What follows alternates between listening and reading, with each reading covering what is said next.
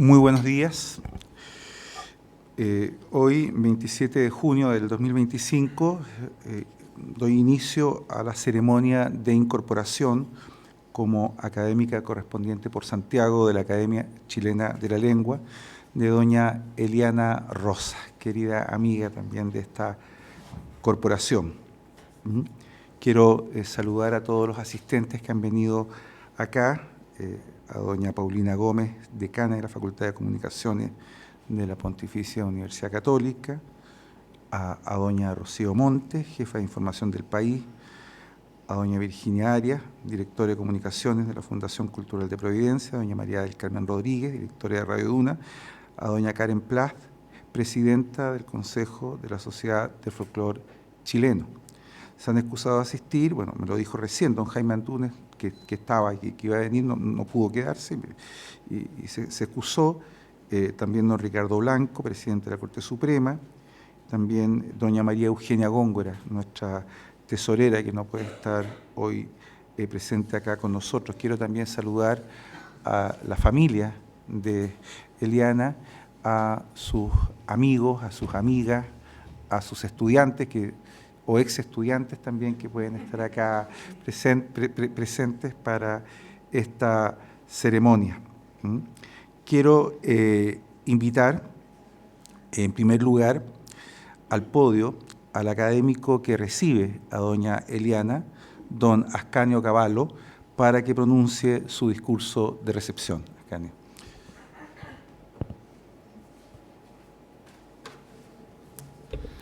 Hola, buenos días. Imagino que la mayoría, por lo que veo, si no todos los que están aquí, conocen a Eliana Rosas Ortúzar, que hoy se incorpora como miembro correspondiente a la Academia Chilena de la Lengua. Como me corresponde presentarla, diré algunas cosas que para nosotros, los periodistas, son bastante familiares. Eliana Rosas es periodista, titulada en la Pontificia Universidad Católica de Chile y también egresada de Derecho de la misma casa. Trabajó en el Mercurio, en la revista ¿Qué pasa?, en la revista Mundo y desempeñó cargos ejecutivos en el Canal 13 a partir del 2003. 2 años después pasó a ser directora ejecutiva. Aquellos eran tiempos muy difíciles para el canal, que trataba de salir de una crisis profunda de audiencias, contenidos y finanzas. Cuando pasan estas cosas, los equipos humanos como que se anarquizan, ¿no?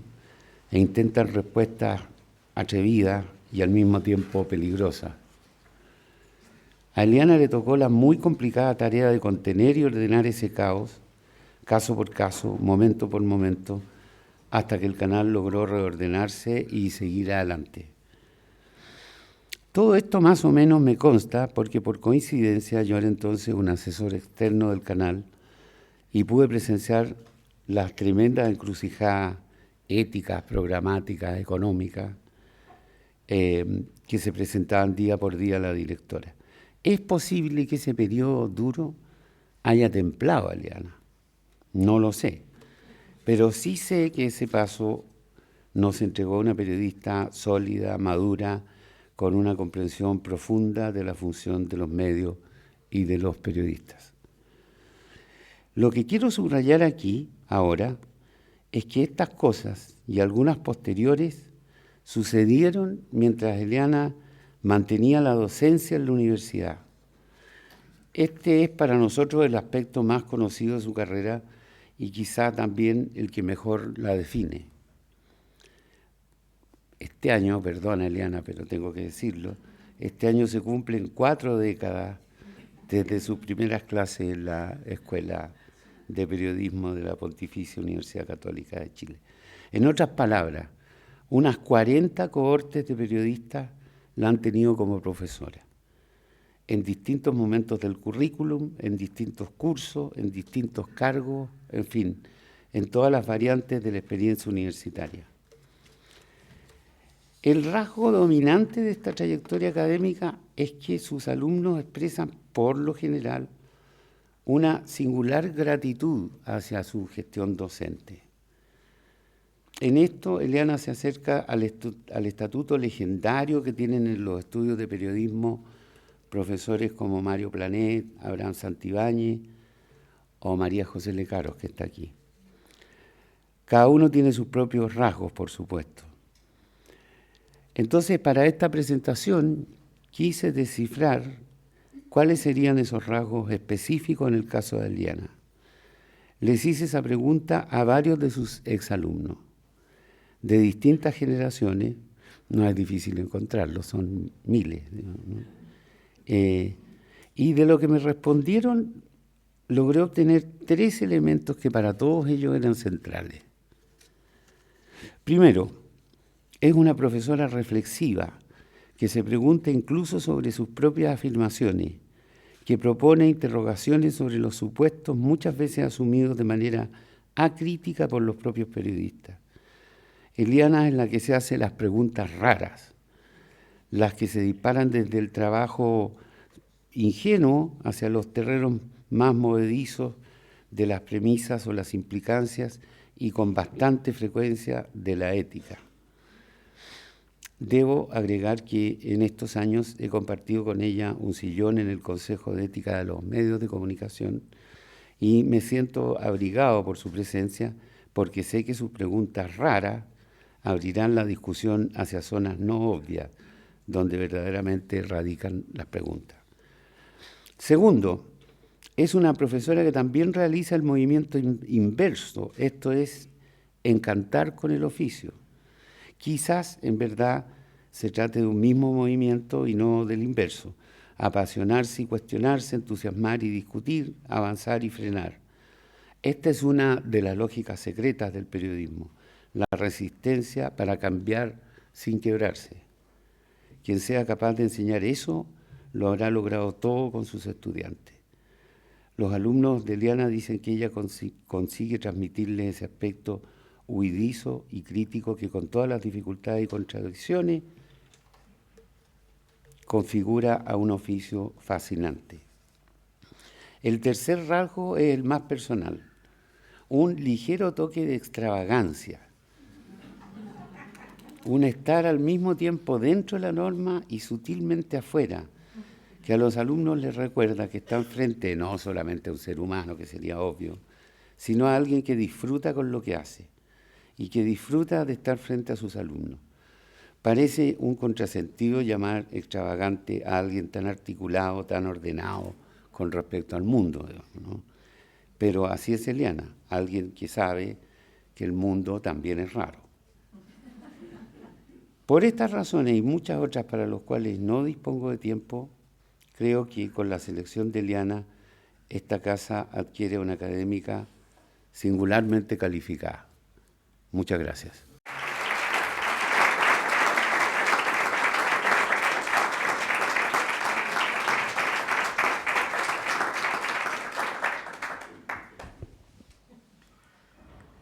Muchas gracias, don Ascanio.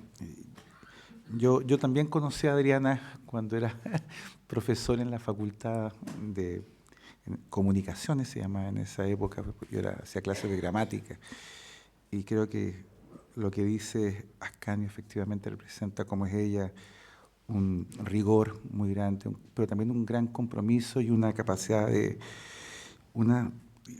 acoger también, de acoger con la palabra, que creo que también es algo que la caracteriza. Quiero invitar ahora a la nueva académica, doña Eliana Rosas, para que pronuncie su discurso de incorporación. Muchas gracias, director. Muchas gracias a los distinguidos académicos, a las distinguidas académicas que están aquí hoy presentes. Les agradezco particularmente que me hayan aceptado en sus filas y agradezco la cariñosa acogida que me brindan hoy. Agradezco también particularmente la calidez de los académicos de la Comisión de Periodismo, de la que el magnánimo Ascanio Cavallo, reportero, además, como ha dejado constancia, forma parte. También a mi familia, a mis colegas y mis exalumnos, que no debería decir y mis exalumnos, porque son también mis colegas y mis amigos que me acompañan hoy. Sería temerario de mi parte hablar sobre las palabras en este espacio poblado de conspicuos investigadores y profundos conocedores de ellas.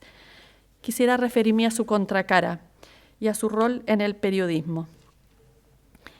Probablemente impulsados por un amor desmedido a la arqueología, o tal vez pensando que la antigüedad es una segura fuente de prestigio, algunos han entrecerrado sus ojos para mirar lejos, muy lejos, en busca de los orígenes del periodismo. Han creído descubrir su ADN en la actividad de los escribos de que se hacía acompañar a Alejandro Magno para dejar testimonio de sus victorias, o en la de los diurnari, los encargados de la redacción de las actas diurnas, una especie de boletín oficial en la Roma imperial. Creadas por Julio César, estas tablillas encaladas se colgaban en lugares públicos de la ciudad y su contenido, que debía recibir la aprobación de un magistrado, se difundía por todo el territorio que su poder alcanzaba, una vez que era copiado en papiro. El pretendido parentesco con el periodismo, claro, deriva del intento de registro de lo real y también de lo que hoy llamaríamos implicancias públicas. Pero esos presuntos ancestros consisten más bien en repertorios controlados por funcionarios o motivados por el interés de un poderoso. Tienen más semejanza con lo que definiríamos como comunicación estratégica, y buscar allí indicios periodísticos es estirar mucho la cuerda de la metáfora. Los siglos venideros vieron un trasiego irregular de hojas manuscritas, generadas por la libre, y luego impresas, estas, eso sí, habitualmente sometidas a censura, con el relato de hechos propiamente noticiosos por las que los interesados debían pagar. Un verdadero mercado que en ocasiones atendía la demanda por una suerte de prensa especializada, como ocurría en Venecia con la información de índole comercial y económica. Consta que los Feuer, el mayor grupo empresarial de los siglos XV y XVI, con intereses que iban de la minería a los textiles, llegaron a tener un contingente de informantes a pago. No sabría si definirlos como corresponsales a contrata para un cliente privado o derechamente como espías, pero el hecho es que los Feuer los remuneraban para que los proveyeran de información de negocio. Para encontrar cierto aire de familia con el periodismo en esas hojitas vagabundas, al reporte relativamente independiente de la realidad habría que agregar otro ingrediente determinante, el período, del que ya había habido una cierta manifestación, es verdad, en las controladas acta diurna. Según las últimas evidencias, el período, llegó imprenta mediante a Estrasburgo en 1605, cuando apareció Relation, como se le conoce, aunque su nombre completo sea algo más o menos como relación de todas las historias importantes y memorables que mi nulo alemán me impide decir en el original. Les confieso que lo intenté, pero renuncié a hacerlo. Relation era una publicación de escasos centímetros, bellamente decorada, de la que se conservan algunas docenas de ejemplares. La Asociación Mundial de Periódicos lo reconoce como el primero del mundo, aunque no sea una definición tranquila entre los historiadores del periodismo, y aunque los chinos, acostumbrados a disputar con éxito cualquier competencia de antigüedad, afirman que esa marca corresponde a Kim Pao, una publicación mensual con que contaba la corte de Beijing desde fines del siglo IX. Controversias aparte, en las primeras décadas del siglo XVII cundieron avisis, corantos, nouvelles, Zeitung, como se conocían en las distintas zonas de Europa las hojitas periódicas. Fue cuando el cardenal Richelieu concedió a Renaudot la licencia para imprimir la Gazette de France que el genérico con que se conocían las publicaciones noticiosas semanales pasó a ser Gaceta. Desde entonces, la lucha contra el reloj ha sido un poderoso motor para el periodismo, acortar los tiempos que se necesitan para producir y distribuir información, dar golpes que, al menos en parte, consiste en contar antes que los demás. La afirmación, bastante evidente por cierto, de que en la actualidad esa brecha entre el momento en que un acontecimiento ocurre y el momento en que es conocido es determinante de las implicancias que puede tener, constituye en el periodismo un componente del etos profesional. Si yo hubiera sabido antes, decimos cuando nos hemos enterado de algo a destiempo, cuando el curso de las cosas y nuestras decisiones hubieran sido otros, si hubiéramos sido advertidos de un acontecimiento. Por eso, para los periodistas, la información oportuna se presenta como un deber. La batalla temporal pareció ganada cuando la radio y la televisión, construidas sobre la oralidad, que requiere del transcurso del tiempo para existir, pudieron por eso contar algo al mismo tiempo que ocurría, aunque lo hicieran en escasas ocasiones. La televisión y la radio lineal exigen una programación, por lo que habitualmente el acceso a las noticias mantuvo de hecho un cierto desfase. El escenario hoy es completamente distinto. La digitalización introdujo, entre otras cosas, la perpetuidad en el acceso a la información y con ello se acabó el periodo. Para las audiencias, porque no es necesario esperar por la información, ya no se requiere organizar el tiempo propio subordinándose a la programación de una emisora o de un canal a través de eso que Carlo Mongardini llamó la colonización del tiempo por parte de los medios. Tomar el desayuno leyendo el diario, volver a casa para alcanzar a ver el noticiario. Y también se diluyó el periodo para los periodistas, quienes prácticamente ya no tienen hora de cierre, al menos para efectos de la comunicación de noticias. Estamos frente a un periodismo sin periodo. El carácter profesional de una actividad está indudablemente vinculado a la sistematicidad de su ejercicio.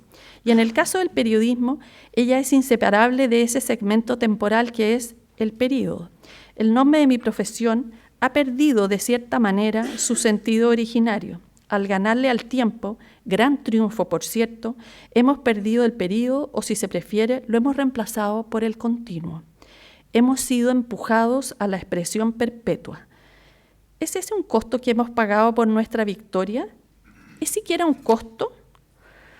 Preocupado por lo que califica como una epidemia de enfermedades mentales entre los jóvenes, Jonathan Haidt se lanzó hace poco a una investigación exhaustiva y ambiciosa para buscar las causas del incremento en todo el mundo a partir de 2010 de trastornos de ansiedad y del sueño, intentos de suicidio, autolesiones, depresiones.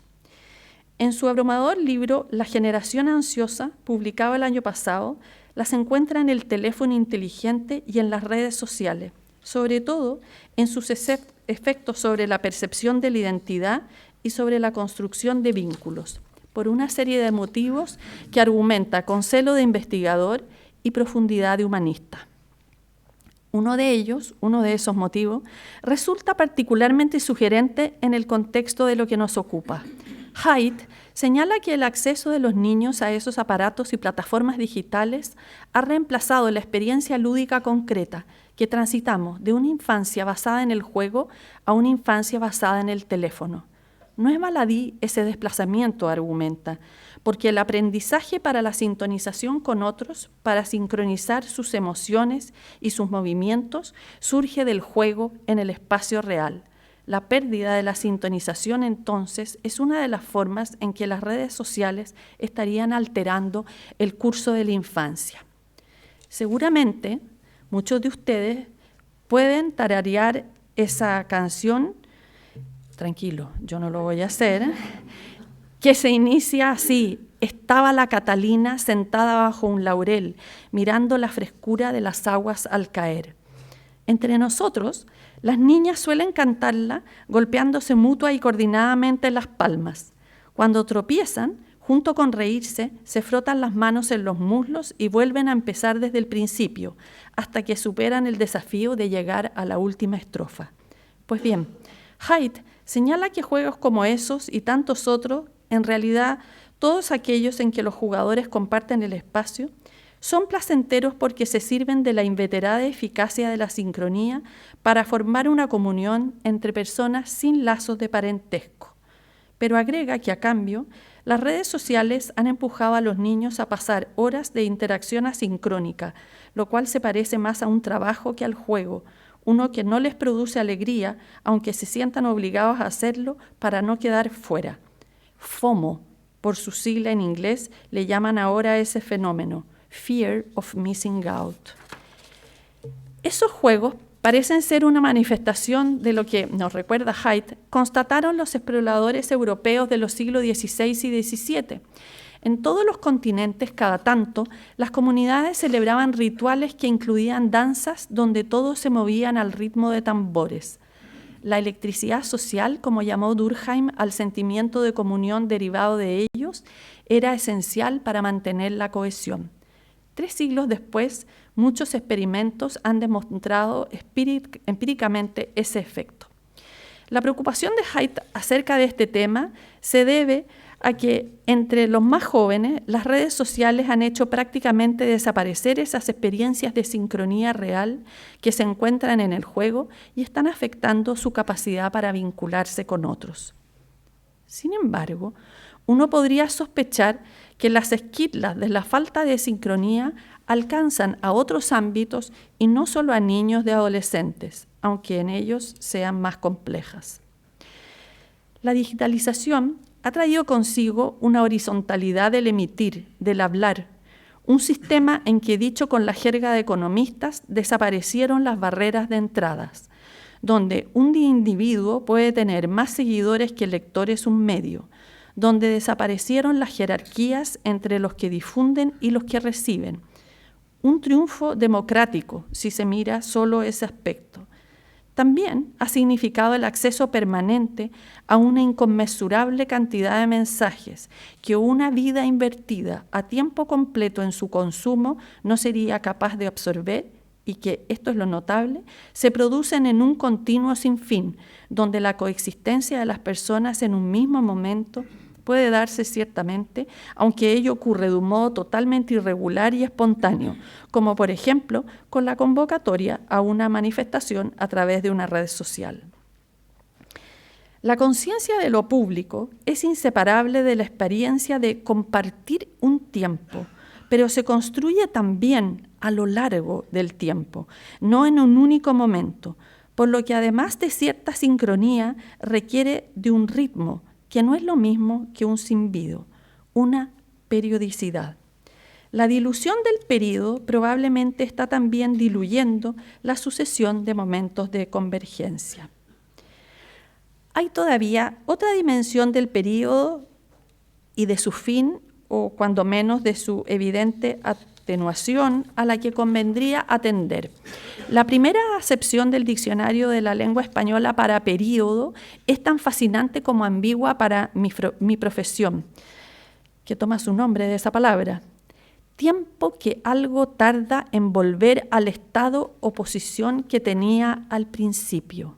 Tiempo que algo tarda en volver al estado o posición que tenía al principio.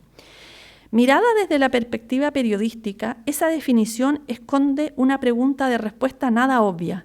¿Cuál es ese estado que se tenía al principio? ¿Cuál es la posición original de un periodista a la que vuelve una vez completado el período? Uno podría aventurar la idea de que se trata de un punto en el devenir de los acontecimientos, uno previo a ese hito que llamamos noticioso.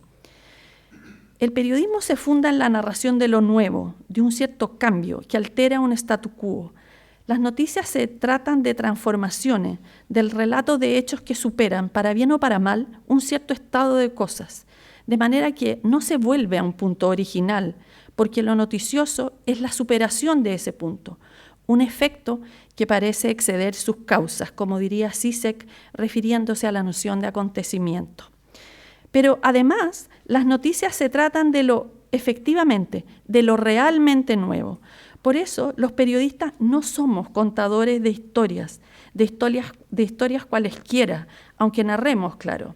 Abomino de esa definición, igual que de esa neomanía que pretende resolver todo con la construcción de un relato. Mis colegas caminan, en cambio, por la superficie filosa y resbaladiza de la realidad, donde, como nos recuerda Laurent Binet en la introducción de su magnífica novela Civilizaciones, la verdad del presente, por muy ardiente, bulliciosa y viva que sea, a menudo adopta una forma más confusa que la del pasado o la del futuro. Con el presente hay que irse con cuidado, les digo harto más toscamente a mis alumnos.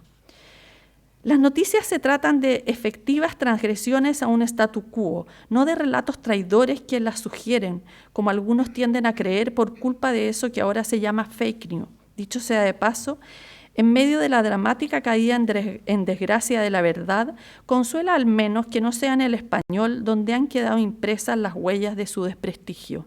El inglés se ha hecho cargo de perpetrar el crimen, que consiste en enlazar las noticias con la falsedad, como si fueran compatibles o como si las mentiras fueran un tipo particular de noticias.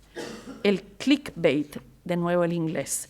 El ciberanzuelo es un poco menos ominoso, pero tiene una perversión juguetona.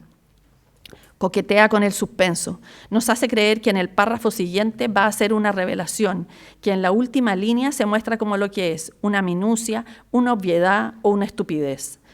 Posterga la develación del truco para atraparnos por más tiempo, lo cual genera mayores réditos económicos, acicatea nuestra curiosidad para obtener clics y nos deja inevitablemente con el sabor amargo de la frustración y sobre todo de la palmaria evidencia de nuestra ingenuidad. No hay allí noticia alguna porque no hay una efectiva transformación y los autores de la Defesio lo saben.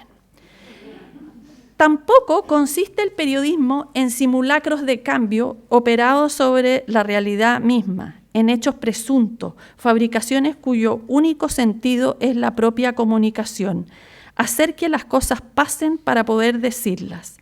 Tal vez no haya mejor ejemplo de esa impostura que la que destila el diálogo que tiene el joven Tancredi y su tío, el príncipe de Salina, en el oloroso y soleado entorno de una villa del reino de las dos Sicilias en el Gato Pardo. Si queremos que todo siga como está, es preciso que todo cambie.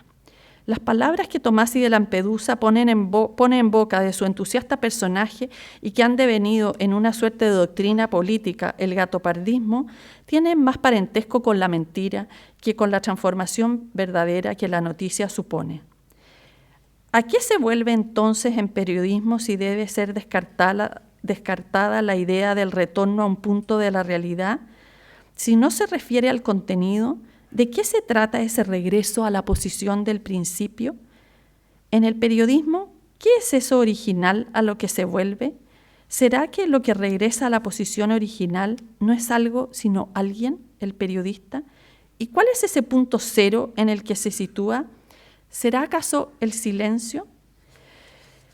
Enfrentados a la constante comunicación, todas las noticias, todos los días, todo el día, ofrece una de nuestras más importantes radios. Hemos perdido el período y junto con él el silencio. Hemos sido empujados a una suerte de habla perpetua. La expresión, lo descubrimos ahora, es una manifestación de la libertad, pero también puede ser una condena. La noción de período, que está enlazada al periodismo, tiene incluido el silencio, pero el silencio tiene mala prensa y resulta extraño, lo sé, reivindicarlo para mi profesión, que por otra parte, felizmente, persevera en combatirlo. El desarrollo de la libertad de prensa ha significado una lucha en contra de las múltiples formas que adopta la censura previa. Creación de registros de editores, prohibiciones para la publicación de asuntos internos, autorizaciones para la difusión y publicación, controles económicos, proyectos de ley para culpar al mensajero de las indiscreciones de otro, por no hablar de esos castigos que se imponen más o menos de oficio a quienes se atreven a hablar de más: acoso, cárcel, exilio y a veces la muerte. Todas ellas tienen una pertinaz vigencia. Hoy se revisten en no pocos gobiernos de recortes económicos para medios públicos, diatribas presidenciales en redes sociales, en fin. Nada muy distinto de aquello contra lo que a mediados del siglo XVII se lanzó Milton en Areopagítica, la tutela del puño vigilante y el muy dubitable buen juicio del licenciador. Una notable invectiva contra el silencio impuesto, ese mismo para el que 2 siglos después Stuart Mill destruyera cualquier intento de justificación. Si toda la humanidad, menos uno, tuviera una misma opinión, dice en Sobre la libertad, y solo una persona tuviera la opinión contraria, la humanidad no estaría más justificada en silenciar a esa persona de lo que ella, si tuviera el poder, estaría justificada en silenciar a la humanidad. Habitualmente, entendemos que en las democracias el periodismo independiente previene los abusos de poder, gubernamentales o no, e impulsa la rendición de cuentas. De hecho, la idea de la prensa como cuarto poder, que se construye como arma contra el silencio, parece tener dos afluentes: el silencio que el poder impone y el que se autoimpone. Así, la libertad de prensa se reivindica frente al poder que manda a callar a otros, pero también frente al poder que opta por mantenerse celosamente mudo sobre ciertos asuntos que, concerniendo a lo público, quedan en la sombra, los arcana imperii. No es extraño que cuando se reivindica la expresión, el silencio sea definitivamente oscuro. Es propio de los culpables, de los cómplices, de los cobardes, incluso de traidores, si los que callan son periodistas. Sobre su silencio, y para qué decir sobre el de los medios, se extiende el manto de la sospecha de la colusión con el poder y sobre todo de la traición a los que decimos servir, los ciudadanos. ¿No era que la democracia se fundaba en la libertad de expresión? Situándose en la comprensión del silencio como ejercicio del poder, ese búlgaro como por azar y europeo errante que fue Elías Canetti le dedica unas páginas tenebrosas en las que aparece como el parapeto en que un interrogado puede protegerse, consciente de que el interrogador es quien tiene la fuerza a su favor y donde enmudecer es una forma extrema de la defensa, en que ventajas y desventajas se equilibran, porque el que calla parece más peligroso de lo que es, ya que se presume que tiene mucho que ocultar. Así, bajo determinadas circunstancias, el silencio es contraproducente y más bien aumenta el riesgo. El obstinado callar conduce al interrogatorio penoso, a la tortura, nos recuerda Canetti. No alcanzó a ver, el propio Canetti, una forma más reciente, pero igualmente sombría, del ejercicio del silencio, donde se cruzan el que se impone a los que se salen del molde y aquel por el cual se opta para evitar el tormento de la exclusión social. Es la misma paradójica y eficiente forma de operar de la censura, solo que ahora con el traje de la cancelación de la funa. Y claro está, esta vez no ejercida por funcionarios, sino por vociferantes temerosos de la controversia racional que conduce a tantos a morderse la lengua para no ser condenados al ostracismo o al desprecio y a la sospecha de los bienpensantes de moda. En las universidades, profesores y estudiantes conocemos bien esa lacra. El silencio es también una estrategia propia de espías y segurosos para observar sin ser visto, para escuchar sin siquiera abrir la boca.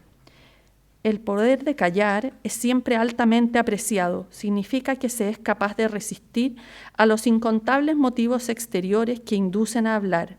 No se responde a nada como si nunca se fuese interrogado, no se deja percibir si algo gusta o no, se es mudo sin enmudecer, pero se escucha. Se escucha, dice Canetti, y al leer un escalofrío nos recorre. Con razón tiene mala prensa el silencio que oculta y que manda a ocultar. Pero si el silencio ajeno se impone, el propio se guarda. Guardar silencio. ¿Por qué usamos la expresión guardar para referirnos al silencio? ¿Qué guardamos cuando lo guardamos? ¿Por qué no guardar palabras? ¿Es el silencio simplemente la ausencia de palabras? ¿Es la ausencia de todo sonido?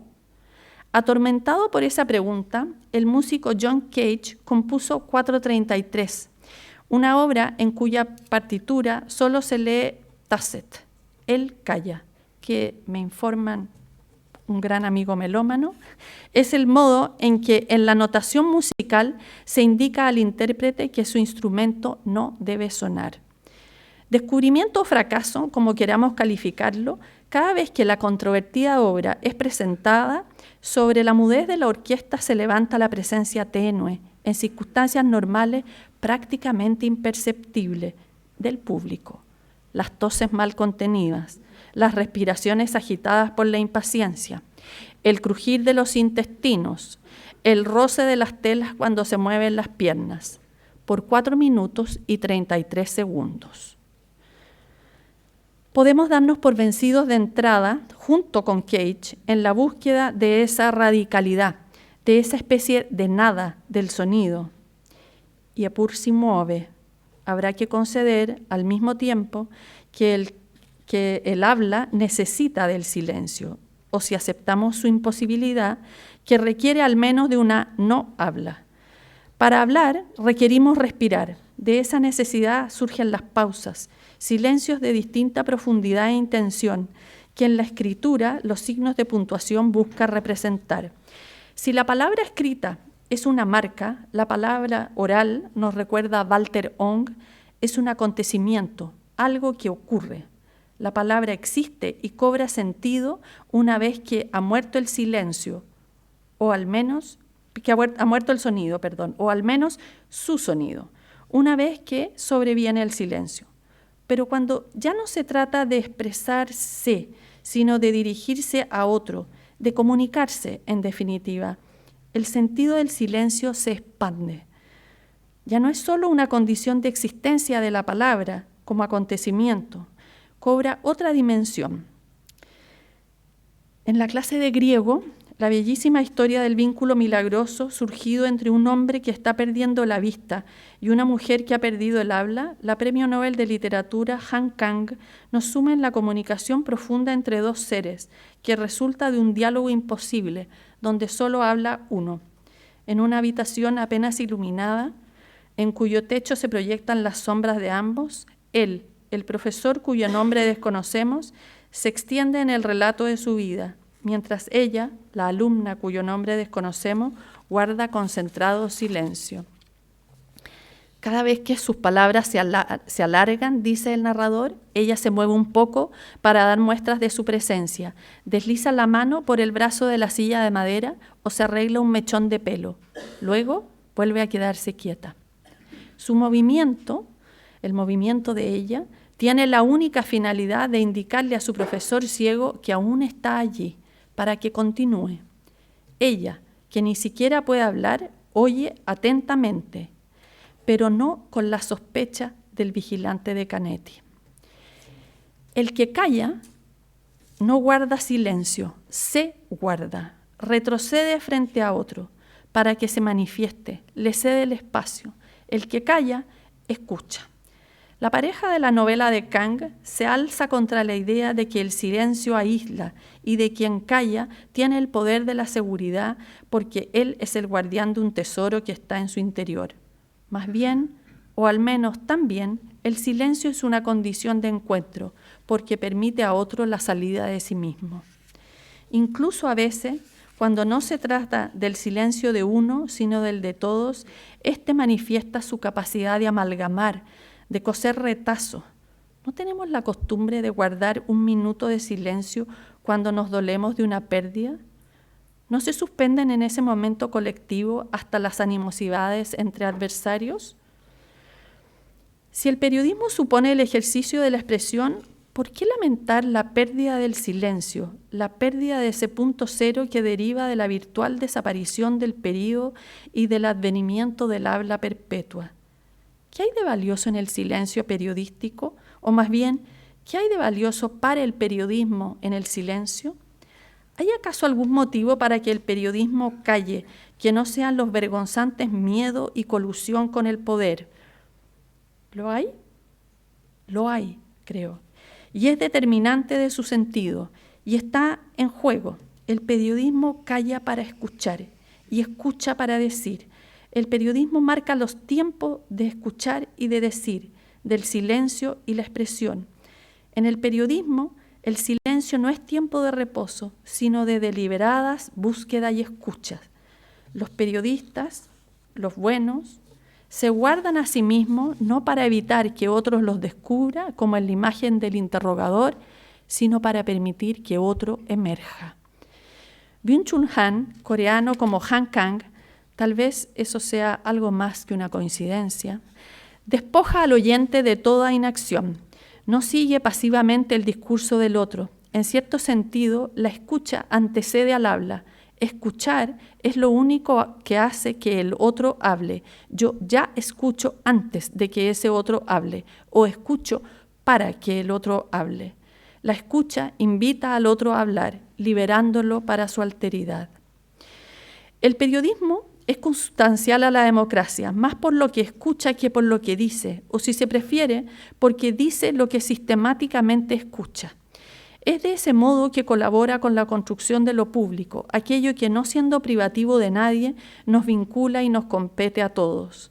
Con razón añade Hahn que la escucha tiene una dimensión política, es una acción, una participación activa en la existencia de otros y también en sus sufrimientos.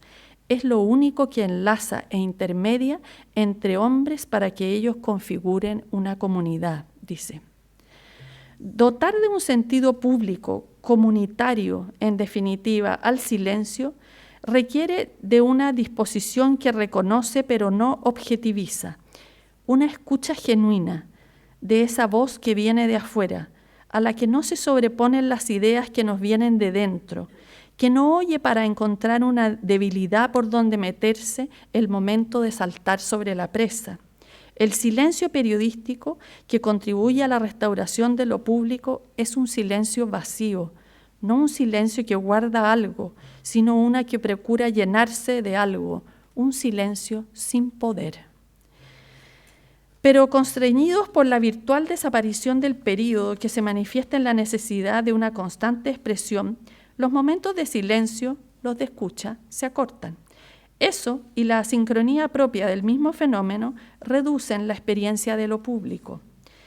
Consciente de los efectos no deseados de la digitalización y extremadamente crítico de la indolencia frente a ellos, a menudo Hahn ha puesto foco en las redes sociales, que presenta como una acumulación de egos en donde lo comunitario se reduce casi a cero.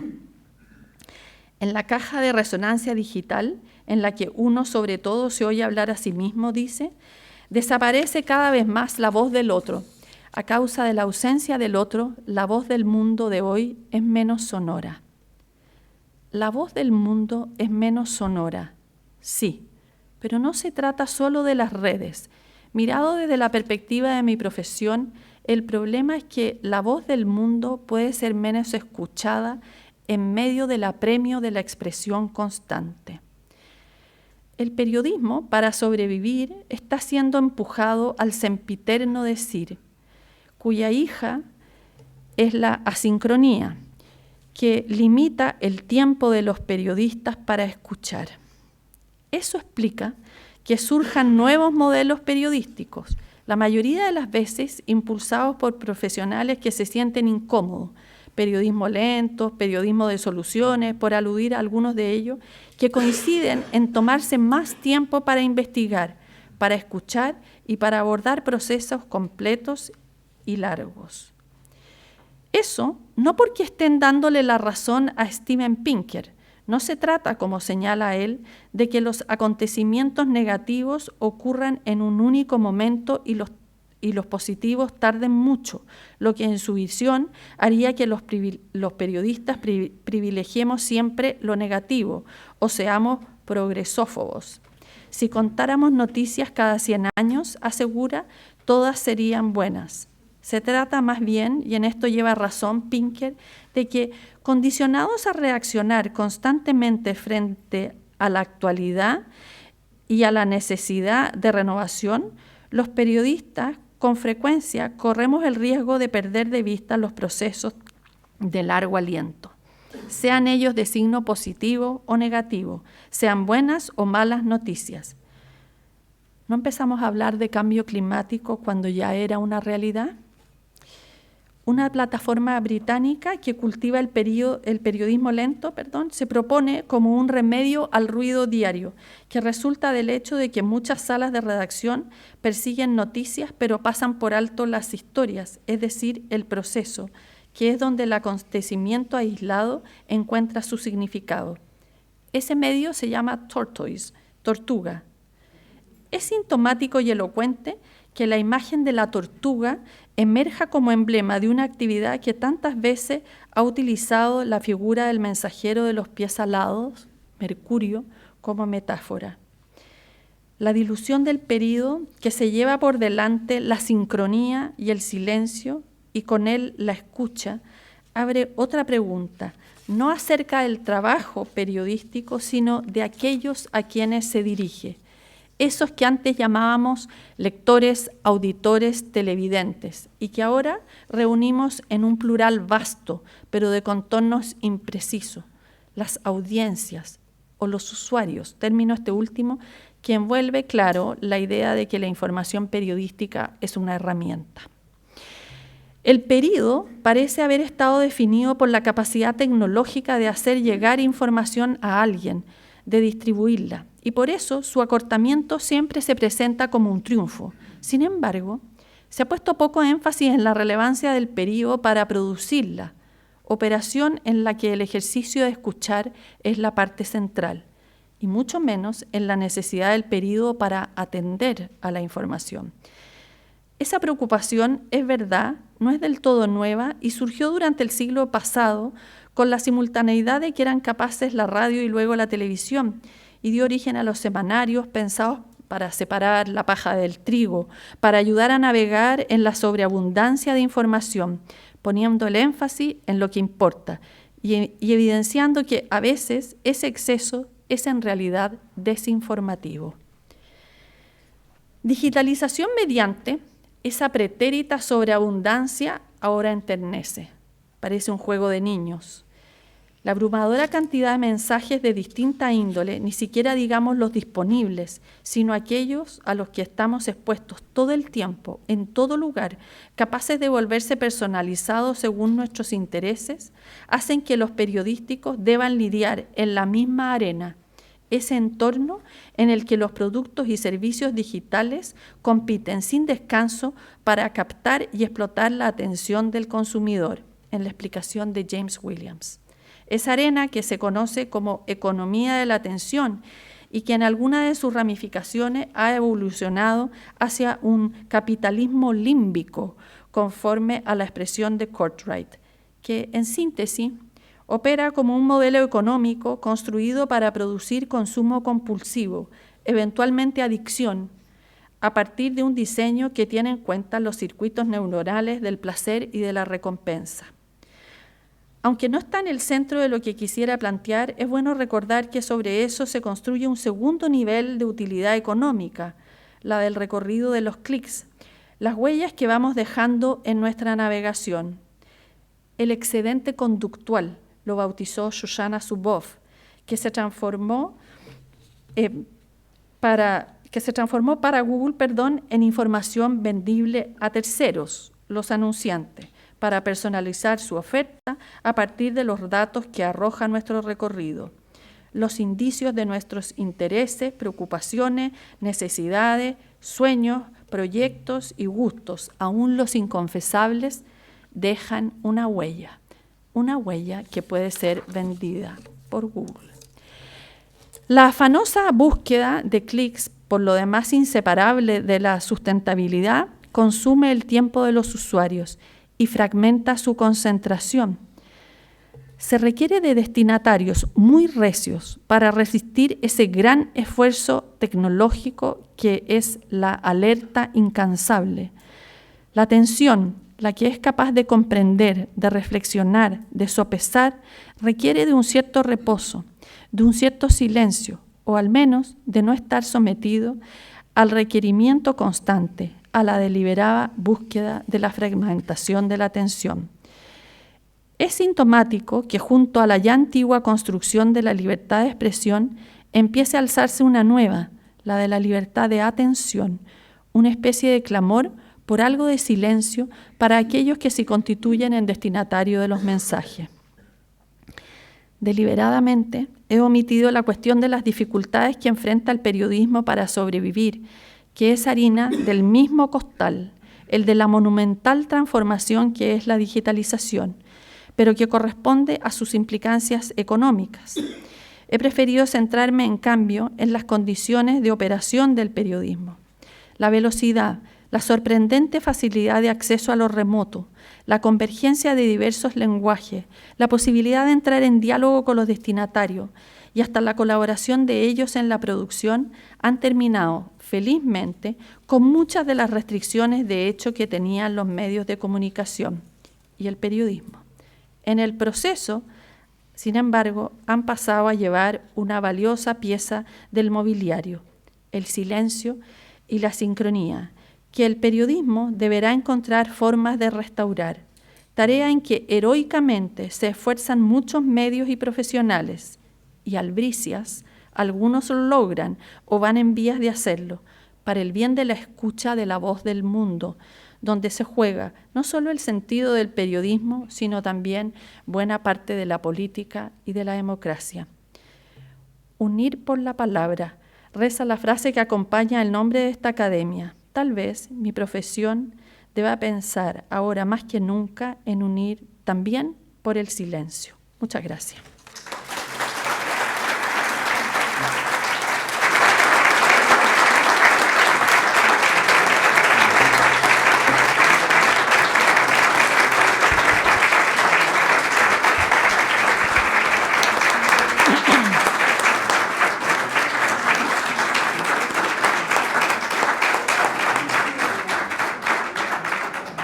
Muchas gracias a nuestra académica Eliana Rosas por este discurso crítico, analítico, reflexivo sobre el periodismo de hoy. La ceremonia continúa con la entrega de una insignia y un diploma para acreditar su calidad de miembro correspondiente de la Academia Chilena de la Lengua. La entrega nuestro director, don Guillermo Soto.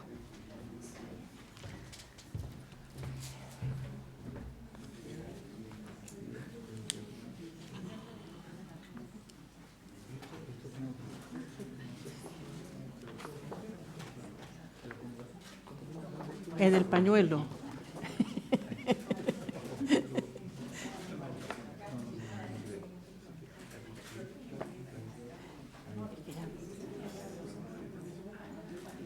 Ya. Ahora, a la cámara, por favor. Hacia allá.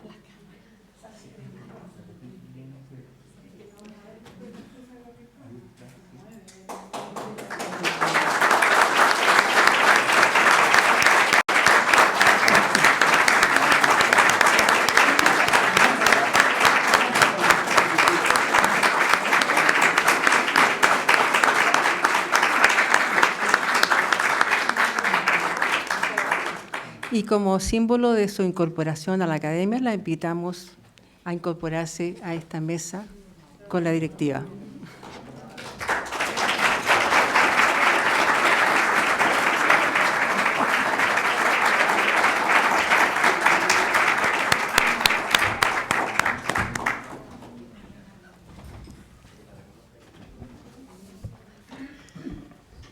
Bien, yo de verdad el discurso fue magistral, te lo agradezco enormemente. Y quiero ahora, bueno, con esto concluye la ceremonia de incorporación como miembro correspondiente de nuestra academia de doña Eliana Rosa. Y quiero ahora invitarlos a compartir un vino de honor, que en el fondo no es más que la excusa para que continuemos con la conversación a la que nos acaba de invitar Eliana. Así que levanto esta sesión.